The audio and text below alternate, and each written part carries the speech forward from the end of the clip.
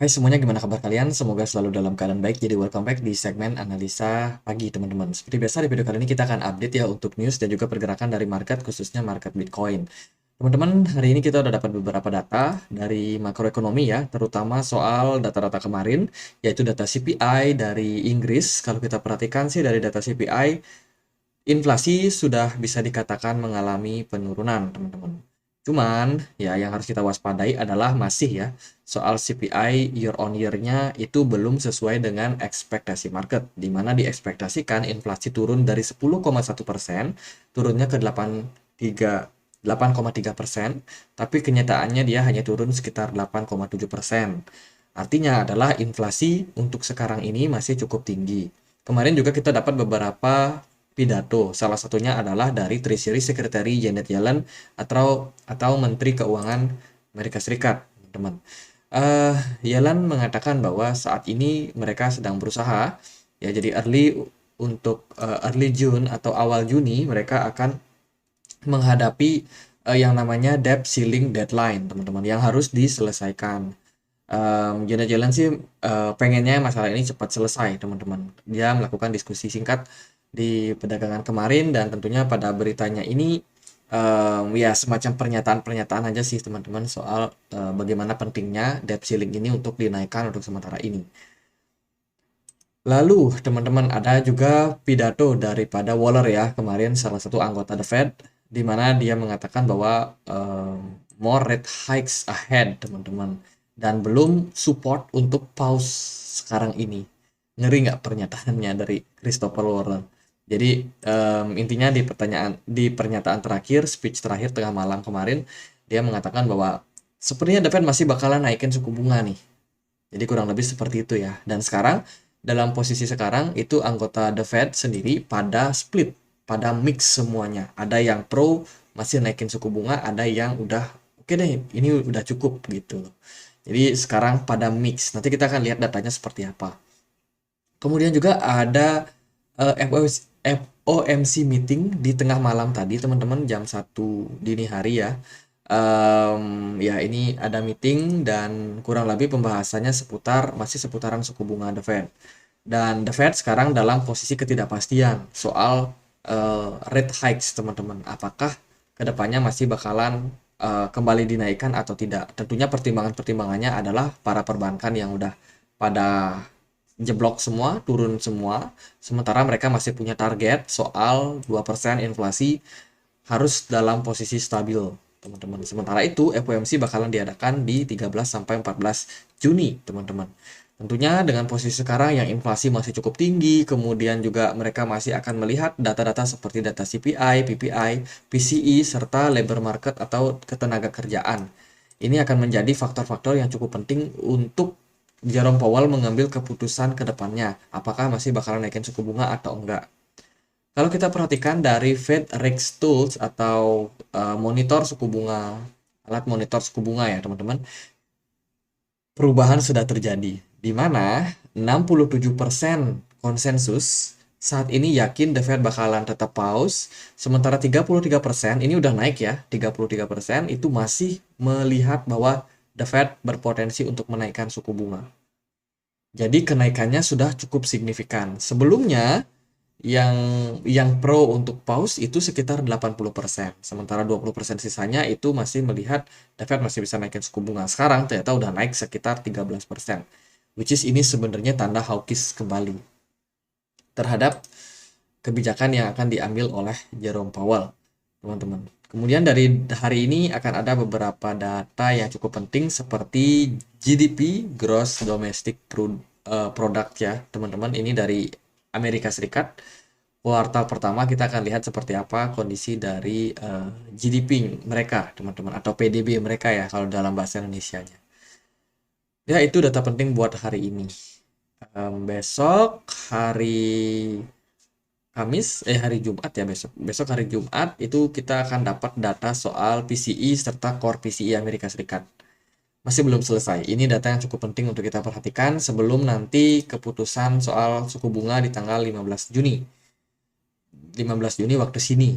Tapi kalau di Amerika Serikat ya 13-14 ya.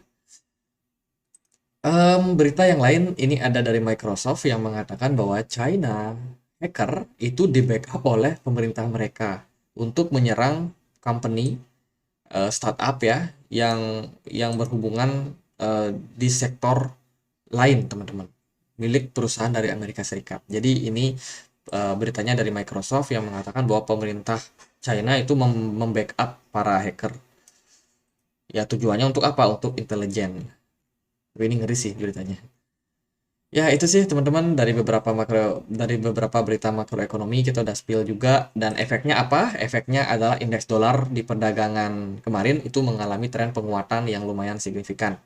Ya sekitar 0,3%, tapi posisinya sekarang dia sudah berhasil menembus level resistance di kisaran area 103, teman-teman. Dan posisinya seperti apa? Ini ongoing untuk bikin double bottom. Sepertinya masih ada kemungkinan untuk eh, buat mengalami penguatan kembali. Disertai dengan volume smart money yang cukup tinggi. Saya sendiri cukup confident bahwa indeks dolar sepertinya dalam jangka waktu pendek ini masih bakalan berpeluang untuk kembali menguat, teman-teman. Jadi harus kita waspadai posisi ini.